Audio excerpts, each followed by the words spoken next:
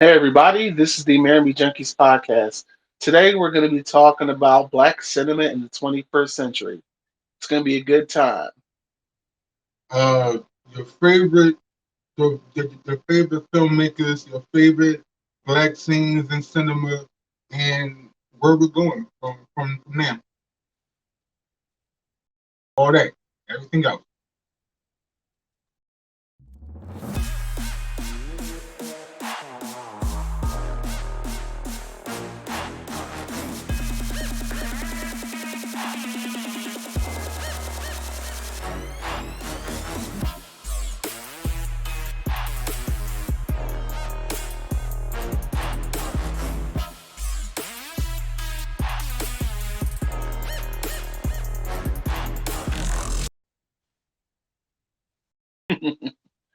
Well, I'm Corey Salted Chew Floyd, and of course, with me right here is the boss, the Gang, comic gang. boss. Yo, I'm not gonna talk about it now, but Ninja Movie, amazing anime. I had nothing to do with the topic that we talk about. It's amazing. But of course, we're the Mary Junkies Podcast. Today we're going to be talking about black cinema in the 21st century. We've come such a long way. And just in the last 24 years, some great strides have definitely been made in front of and behind the camera. In front of, behind the camera, and in front of, because I seen an interview with a prominent actor who's now behind the camera, and it was something like a round table, and one of the people behind the camera asked him like, "Was it a problem with it?" And he like, "Y'all don't have to be in front and behind the camera, right?" Hmm. And this actor, if I didn't say his name, like everybody knows, who he is, like Just super. say the name. Matt Damon, bitch ass Matt Damon. Yeah, I'm like, Matt Damon. The motherfucker that we had to rescue like 30,011 times. No racist, no dick. It definitely, and it, I bet you he regrets that shit. I'm pretty sure he does. Because it was just I'm like, pretty sure he does. it's probably why I haven't seen him work with black people in a minute. Anyway, I, Call it, call it, right? Call it as it is. Good boy. but seriously, a lot of strides in cinema have been made since early 2000s. Since and I just want to highlight just a few of my favorites. Now, it's easy. It's very easy for us to go with, Get Out. So I just want to like throw that one out nice and early. You know what I mean? Get Out was an It's a amazing suspense movie. no. That I was want horror. to really say horror. I wouldn't say horror. That was horror. For us, for black folks, it's Invasion of the Body Snatchers is horror. For everyone else, suspense. For black people, Suspense. that was scary. Yeah, yeah. And I think it was more surprising of who it came from, right? Because Jordan Peele did come from a horror background. He wrote comedy sketches for his show. So, like, what the fuck? Was you hiding this inside you all along? He's like, yep. but And I got but some more for y'all. but that's the crazy thing. He was never hiding it. If you watch Key and Peele, a lot of their sketches are really really dark. There's one sketch where apparently like these Nazi soldiers were about to come in this room and the guy lays down to play dead. Right, right. I And remember he's that. just Like that's hella dark. Or the one where the zombies took over, but they And the just took zombies over were white people. racist. They're like, "Hey, yo, we won! Come on back here, have this barbecue." I think about that sketch a lot. That sketch lives rent free in my head. Hmm. But they're like one of the first interesting black movie I remember because I was a kid when it came out, and my mom just kind of looked at me weird when I asked her to rent it. It was called Ghost Dog: Way of the Samurai Well, with Forrest Whitaker. Forrest Whitaker. Right. And I'll never forget because it just Forrest seemed Whitaker very. was an action star. I think it's his only action movie he ever did. But yeah, I'm not even sure if that is an action movie because it's like, that was I definitely mean, yeah, there are shootouts, but he's such an assassin. It's yeah, never really like a dogfight. true, true. It's still an action movie. He just wasn't like fighting. Right. He was like shooting people through they sink pipes and stuff like that. That stuff Right. was that was definitely like a modern ninja movie. Hmm. And Bruce And Whitaker, if y'all never seen Ghost Dog, man, definitely add it to your list for like a weekend watch. That's actually really good movie.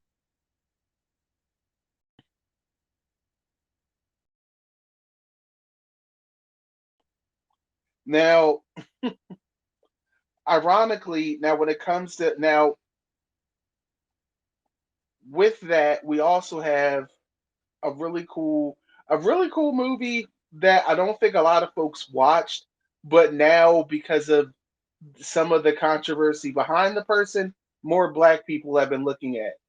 And I'm talking about The Last Black Man in San Francisco.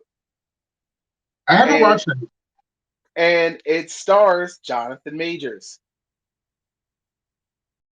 How'd you like that? I haven't watched that. Um I it's definitely a very bitter pill to swallow because the story is literally about these guys trying to reclaim their house built by their grandfather, and it's a first off San Francisco has been gentrified to hell. Like To that's to hell, to hell, in real like time. and them just trying to claim the house. It tests the friendships and the sense of belonging they even have to the neighborhood itself because ain't too many folks like them that live out there and actually own their house anymore. So it's definitely an interesting character study. Now, also behind the camera, we've had some great trailblazers over the last few years, and Yes. one of the one of the most poignant, and I'm gonna you know what I'm not even gonna touch on him yet. I like to start with Ava DuVernay. Was you want to talk on Ryan? No, Ryan Okay. Coogler. When I speak of him, it'll be nothing but positivity. Definitely, definitely. Yeah, Yeah, but Ava DuVernay also, she has been on a tear. yeah. She came on the scene hard, and then she hit. I think one of the most. I think her most gut punching work has still been the 13th, which is actually a documentary. Like, Uh, but don't get it twisted. She also has a great dramatic flair for action and drama. yeah. I liked her version of A Wrinkle in Time, despite other folks. Yeah, But I then like again, in time as well. It definitely didn't get the marketing that some of the things other movies did, but But if you watch it, it was still like a solid good movie. I also think that A Wrinkle in Time is just really something very difficult to translate.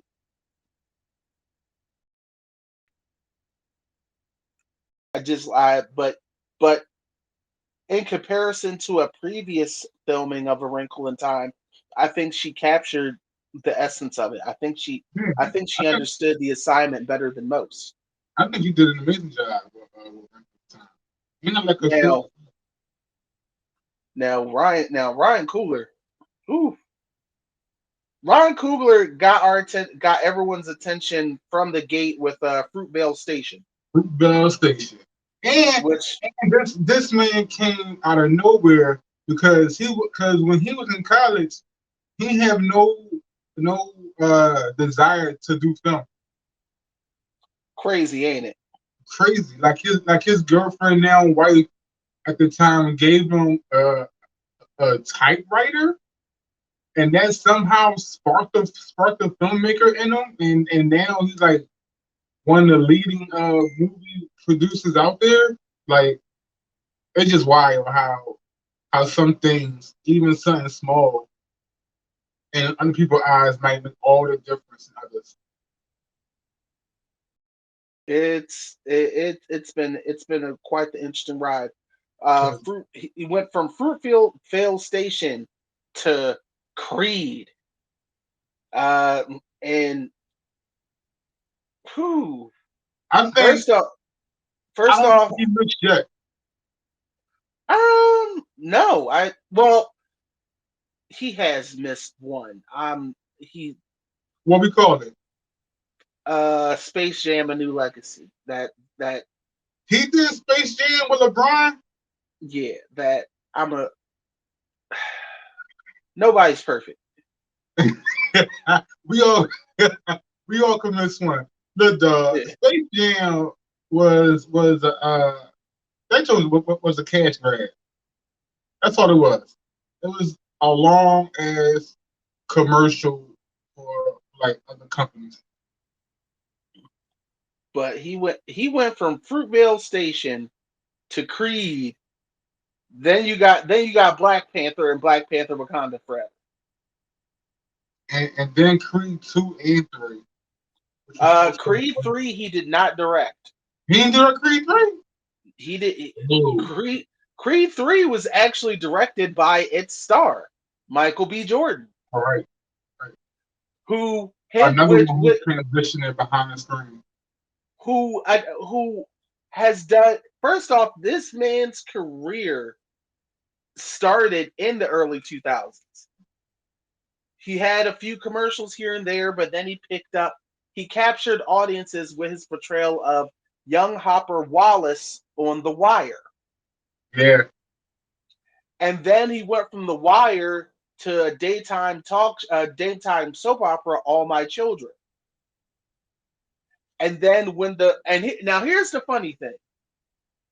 On All My Children, they did a 5 or 7 year time jump, right? And Michael B. Jordan's character was then played by Chadwick Boseman. Was it? Yes, right. that, that's why he tried to kill him in Wakanda. It makes perfect sense now. It's funny. It's very funny how things connect. Yes. It's Yes. it's it's very funny. That's amazing how they come full circle. Hmm. Shout out to our king, Chadwick Boseman, R.I.P.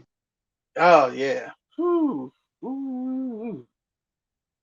Ah, that Yes, but that Michael one's B. still. Jordan also has had an incredible career. I watched an interview with him, and he said after he got done a Wire, he could not find work for like 2 or 3 years. He couldn't find Be work. like that. He said him and his friends resorted to doing like Uber Eats and stuff like that, so that they have time to do auditions and stuff. He said he could not find any work after doing the Wire. Mhm. And then Well, let them go. Him and Ryan Coogler started their own production studio. right. And you know who else? You know who else had a great great come up as well? Because I distinctly remember seeing this guy in just a few small bit roles, but then he blew up. Daniel Kaluuya. Yeah. Now, if you ever seen his IMDb, he has like a few. He's in a few movies. He was also one of the bad guys in Kick Ass 2. Really? and it's and it's like you could blink and miss it. But you know Right. what blew him up? You know what blew him up? That episode 15 million demerits on Black Mirror. I haven't seen that one. This was season 1 of Black Mirror before I we ain't even watched it. realized, oh shit. And I gotta admit, his episode was compelling, and most of it was just all him, all him. And what's his called? It was on Black Mirror. I think it was called 15 million demerits or 15 million merits. But it's quite the watch. And from there, the next job we all saw him on was Get Out. And then his career shot off from there. And then he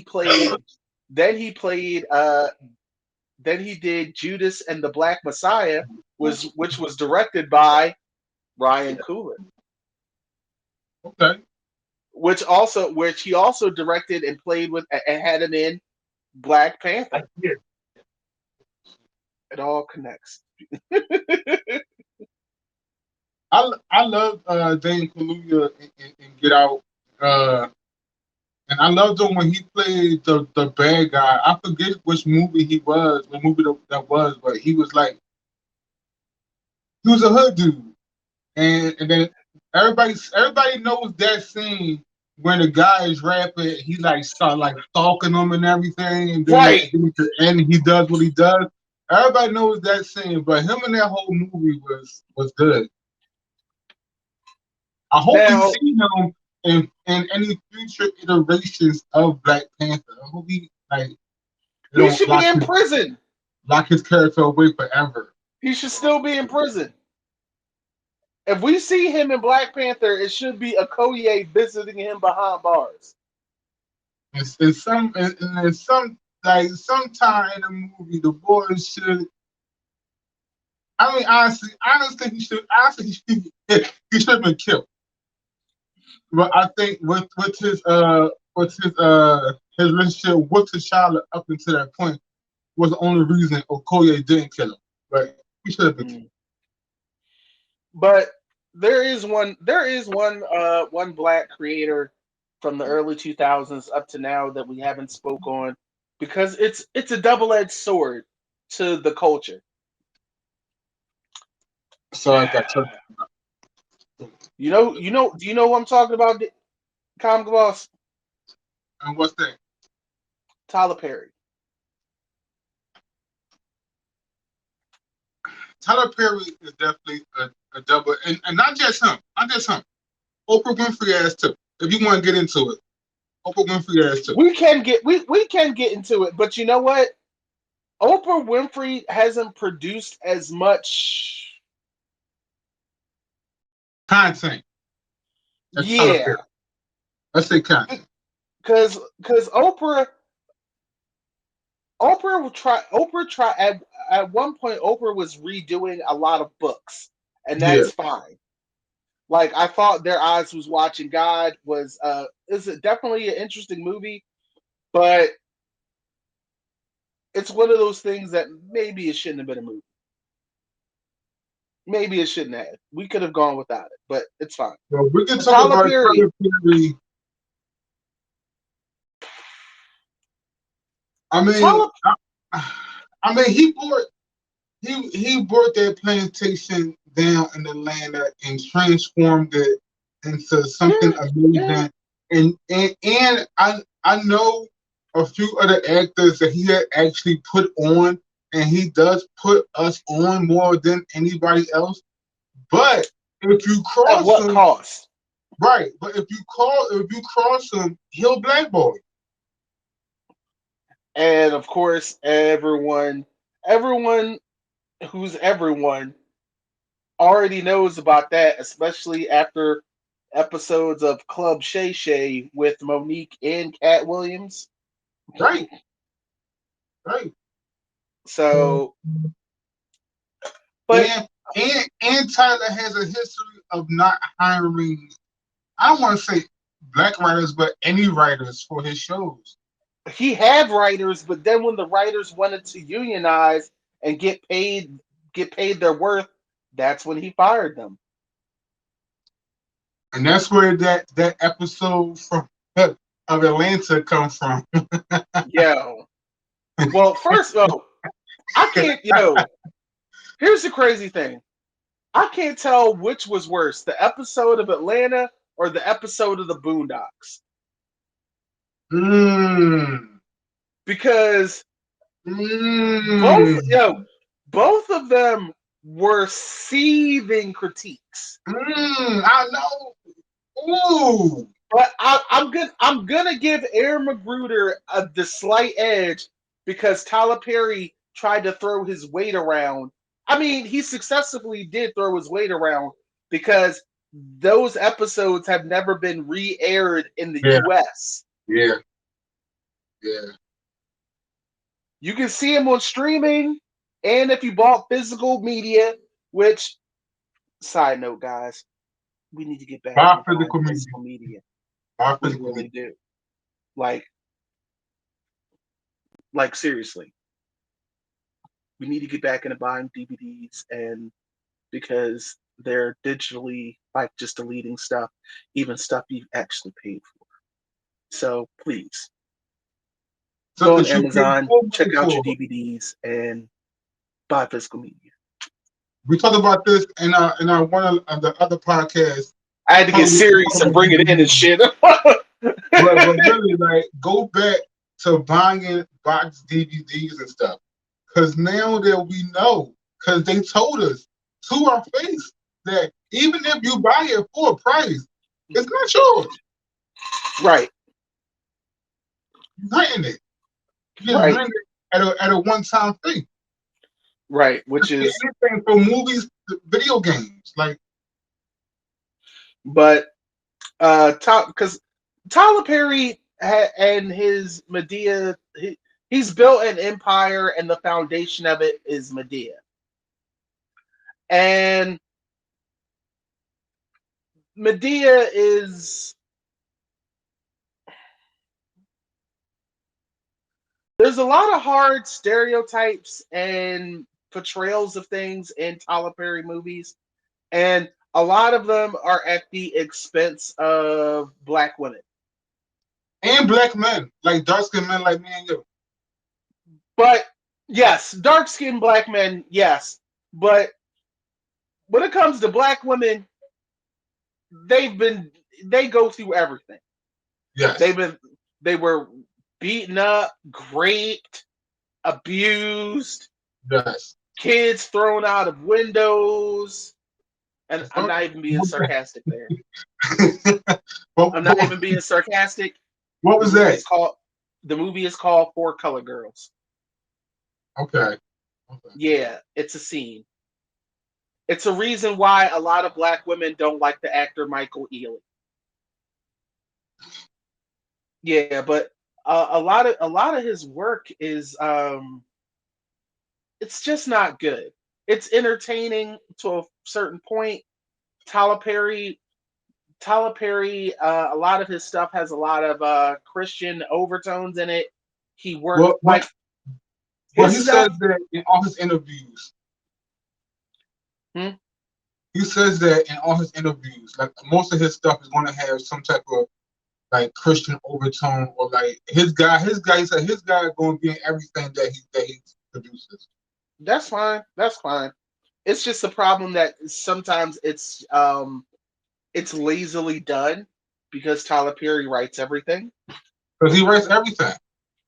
Yeah, and we can tell because that he pushes out so much so many works that are half-brained, poorly written, and in a lot of cases they're even shot horribly. And that's what that scene in Atlanta was talking about. He writes his scene by just slamming on the piano and it just spits out garbage. And And then and, he and sends then it in the he street. and then there's the thing. Then there was the infamous thing he said over the speaker. We'll fix it in post. Yeah. And it's just like, how do you fix that in post? It's Yeah. So I mean, he has does things for the culture that was also good, but yeah, but at what it's I don't know, man. I don't know, man. like you said, it's a double-edged sword. I feel the same thing for Oprah Winfrey.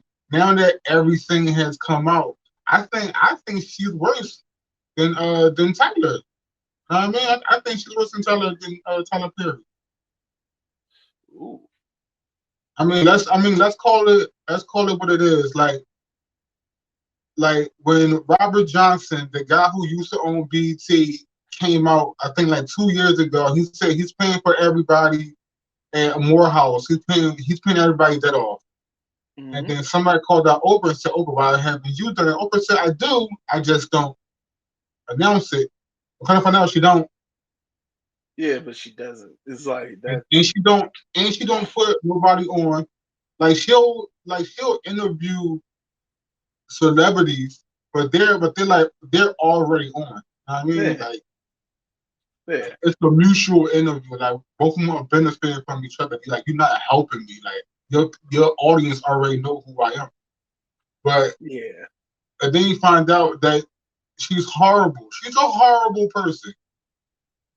You know what I mean? Not just with the color purple stuff, with her cheating everybody out of money, not paying people correctly, and then trying to blackball Taraji P. Henson when she spoke out about it.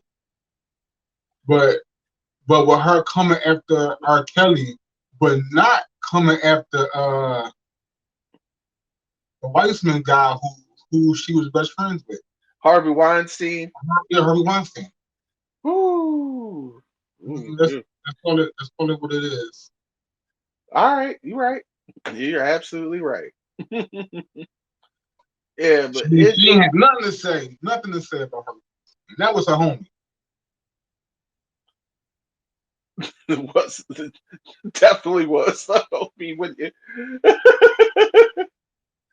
I Also in mean, the she two got, she got a thousands. whole network. She got a whole network, and like you really don't see us there. Or she Also in uses us like hold on, she uses us like like CW used to. Like they'll use this to start the Ooh, network up, rebuild the network, then they cancel all the shows. get rid of all the black shows and put on Riverdale.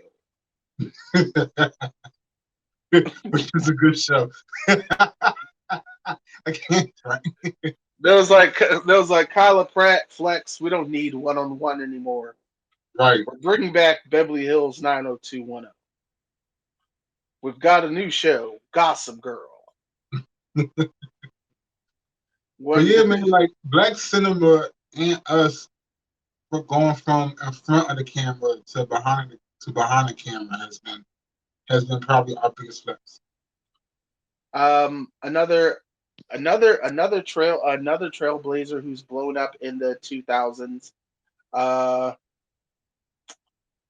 I'm gonna I'm, I'm gonna say. Oh, I'm sorry. I had a sneeze working its way up. I had a sneeze working its way up. But I was gonna say Jamie Foxx. Really? Because think about it. Think about where we started in the 2000s with Jamie Foxx. Right. From living We had from living he color, had the Jamie Foxx show, which was amazing.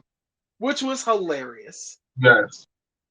Yes. and then the show was gone, Then out of left And they field, had we got and they had a proper send off. nope.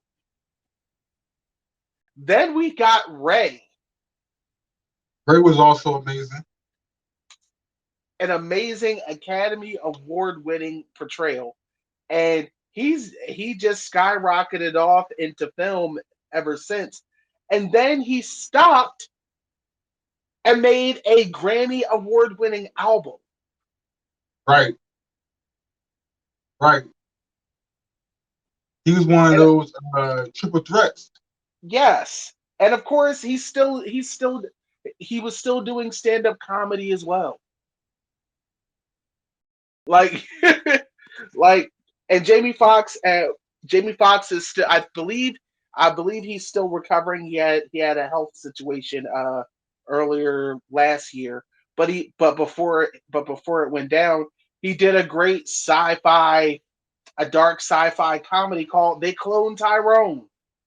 They cloned Tyrone, and when he played the not so much a superhero, but a super powered human on Power. Netflix. Yeah, Power. Yeah. Yeah, also a dope movie. But They And Clone he Tyrone was actually really good. They Clone Tyrone, mind you, also directed by a young black man, Joel Taylor. Never heard Very of him. he that's because he's still in the new stage. He's Okay, new blood. I'm Like glad that I'm glad that a lot of new directors, new young black directors is coming up, like Ryan Coogler and this guy. And, he was also the screenwriter on Creed 2. nice. And he also helped write Space Jam, A New Legacy. Okay, so he's Nobody's one of Ryan perfect. Coogler's, he's one of Ryan Coogler's guys. Yeah. But he does but the brother's doing great work. I can't wait to see about his next project. I Yeah. really do. I'm just like I love how somehow it just comes back to Space Jam. Duh, now like now another young director has been making waves for the last couple years. Nia DaCosta. She actually directed the Candyman the latest Candyman sequel, which was executive produced by Jordan Peele's Monkey Paw Productions, and she had recently directed The Marvels, which right, which which we was just talking about before we came on stream. because when The Marvels came out, it became the worst grossed Marvel film of our time. And after watching it, I don't understand. I have a better understanding of why it failed, and it actually has nothing to do with the film. There is some very weird bigotry and misogyny going on around this film because, of course, it has its flaws, but I don't think it was a bad film. I mean, let's just call it what it is. It's misogyny, and we had this talk before. Like Hmm. it's by people who don't even read comics. I mean, or like they don't know these characters or how they interact with each other or anything. As long as it's a woman-led film, they're gonna bomb it. And I think that's very strange and very sad because like don't like a big disservice was done on her. So I don't think that's cool. But she's fine. She is resilient. She's already working on another project in England. Not sure what it is, but I know it's gonna. But I'm sure it's gonna be a good one. Now,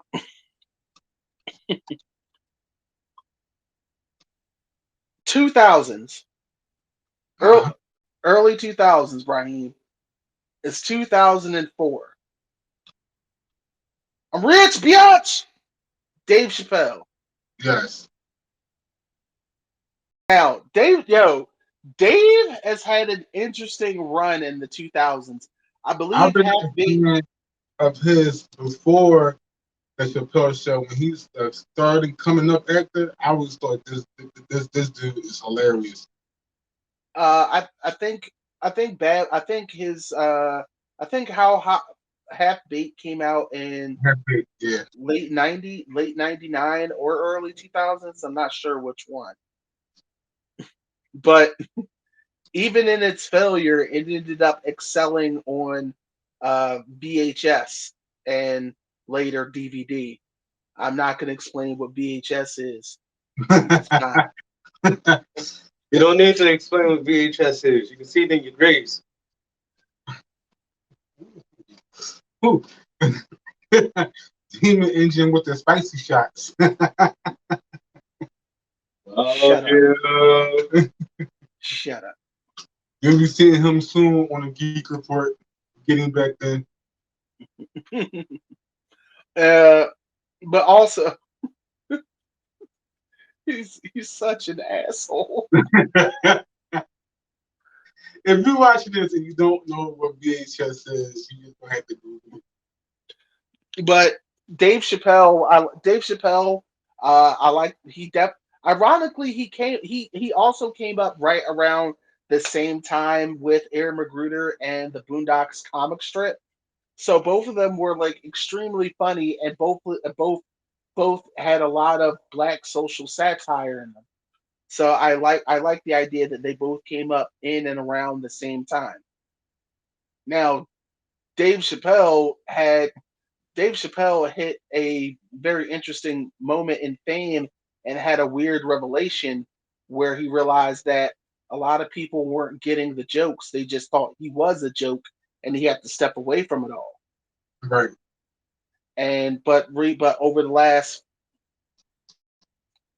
5 years or so, he's made quite the new impact, uh for better or worse.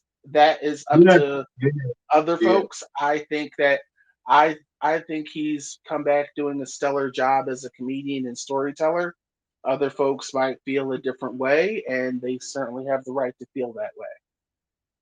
He's definitely transitioned more into like his comedy is more it's like satire and activism than like straight comedic than And a before. lot of jadedness because he's become Yes. quite so. It's understandable. Like his Now, comedy is more like I'm going to tell y'all the truth in comedic form. now, you know who had a great come up in these 2000s? Issa Rae. Issa Rae started as a YouTuber. She She had had a a YouTube show called she had Oprah Winfrey, the Adventures of the Awkward Black Girl. and I loved her YouTube. I was so happy when I seen she got her own show. I was a avid fan. She was very vocal about telling stories, especially being a black woman telling stories. She kept that same energy. I met her once. She was at a small black filmmakers event in Philadelphia, and I want to say 2008 to 2009, Really? somewhere around. Yeah, and she it was at where I was working, and I saw her, and I was like, oh my god, it's Issa Rae, and she was like, hello, and I couldn't stay because I'm an employee, and the hotel frowns upon that. They're like, Right, unless right. they speak to you first, get back to work, nigga. Just kidding. Because one day Maybe that not. hotel He that did that hotel is in probably going to sponsor us one day. Canada. But but then she started doing her own show, Insecure. Then she got rap shit, and of course she's been producing and writing other projects as well. Now recently she still has my support, and I look forward to her next project because I understand that rap shit recently got canned by Uh, HBO Max or Max. yeah. So, but either way, you've gone from YouTube to HBO. So I love e- her. I, a lot one of of my people can't say they did that. favorite, not even a scene, but she's getting interviewed and they asked her, who you rooting for? Everybody black. Everybody, everybody black. And she was dead ass serious. I love her for that. Who you rooting for? Mhm. Everybody black. And Yeah. the girl who interviewed her was like, well, fuck, what am I supposed to do with that? Another person who's made a lot of waves in front of and behind the camera, Donald Glover. Speaking of Atlanta, I'm not even getting to Atlanta first because Donald Glover started as a comedy writer. Well, he was a stand-up comedian, and uh, Pennsylvania native Tina Fey saw his act and thought he was funny, and she put him on the writing staff for 30 Rock. okay, I know that. And Shout from out to Flea Native Tina Fey. and he went from writing on 30 Rock to writing and actually doing scenes on 30 Rock. I know he was on 30 Rock. I know he's Then one of mine too. That's what's up. then he went on to start on another show called Community. Yo, that guy, speaking of triple threat, Donald Glover is a threat, period. This Mm, dude could rap his ass off, he can sing sing, too. write, like, act. Like, I don't know if y'all know, and maybe Corey was going to bring this up, but I'm going to get you to the punch. Disney hired him to write Deadpool. Him and his brother wrote a whole season of Deadpool. Even got some of And it animated. I didn't even know he got any of it animated, but we Some are of it never going to see it. they leaked. That was the thing. Donald Glover and his brother leaked footage of it online, and people loved what they saw.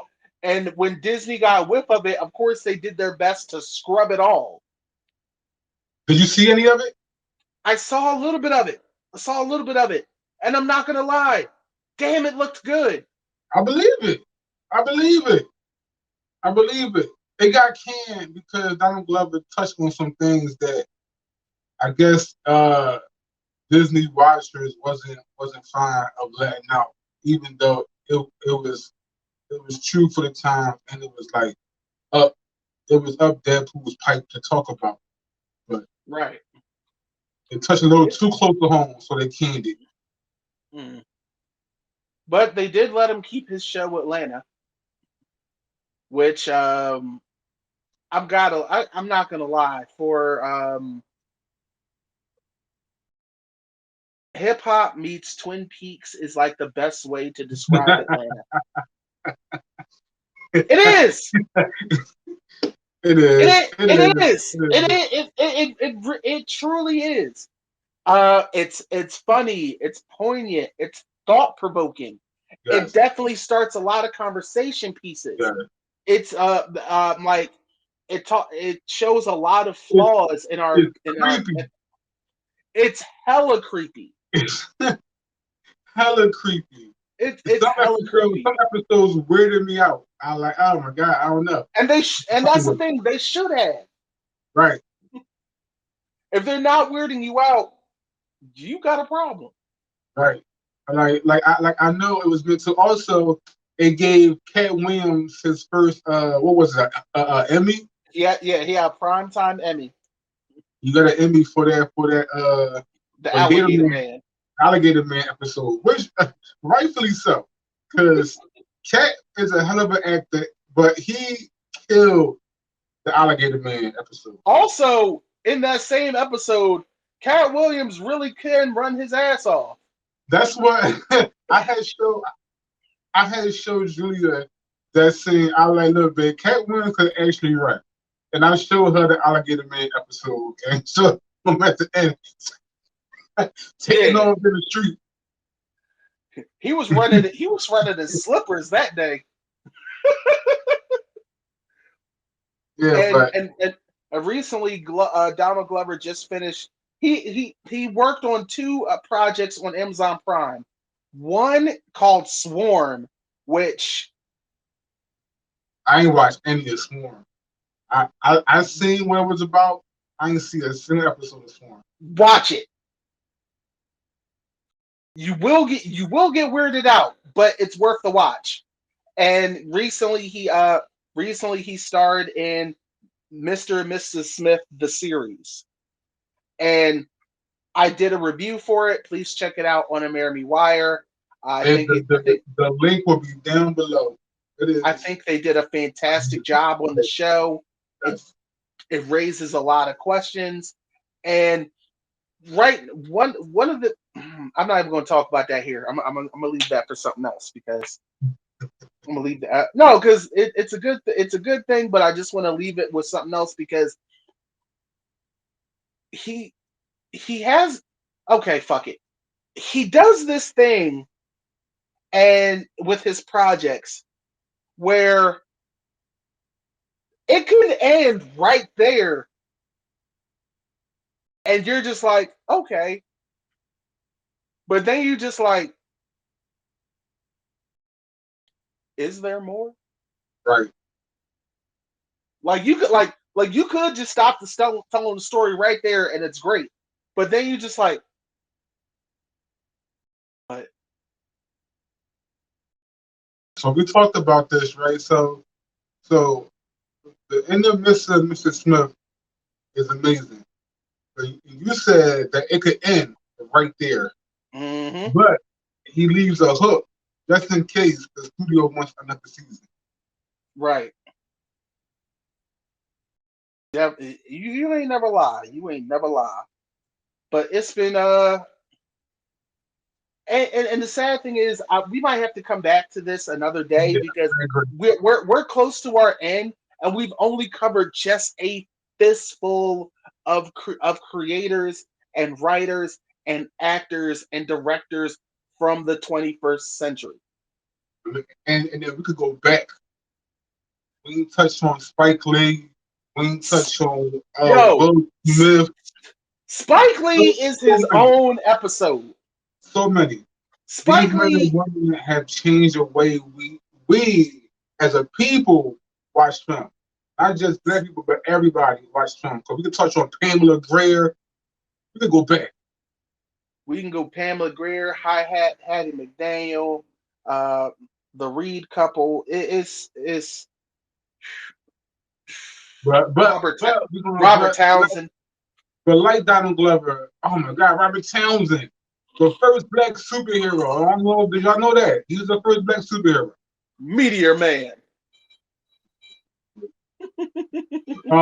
But yeah, we're going to end it here. But like Donald Glover, we're gonna throw out a hook for y'all to make sure y'all come back so we go over the next great people who change how we watch film. Hmm. Well, listen, folks. We want to thank you guys for tuning in here today. Of course, we couldn't really be doing this without you guys. But yeah, why I was doing this? Look at my belt. Look at your belt.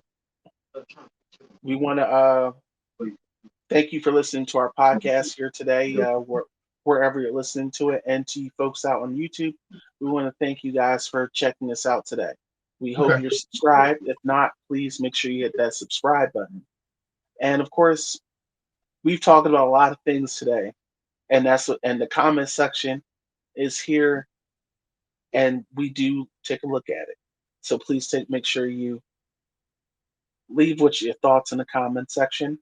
Um, If y'all got somebody that we want to talk on, an actor, a director, past, future, present, put it there in the comments. I would love to talk about it. Also, special shout out to Chuck Styles. He actually recently did a amazing amazing art piece highlighting some Black directors.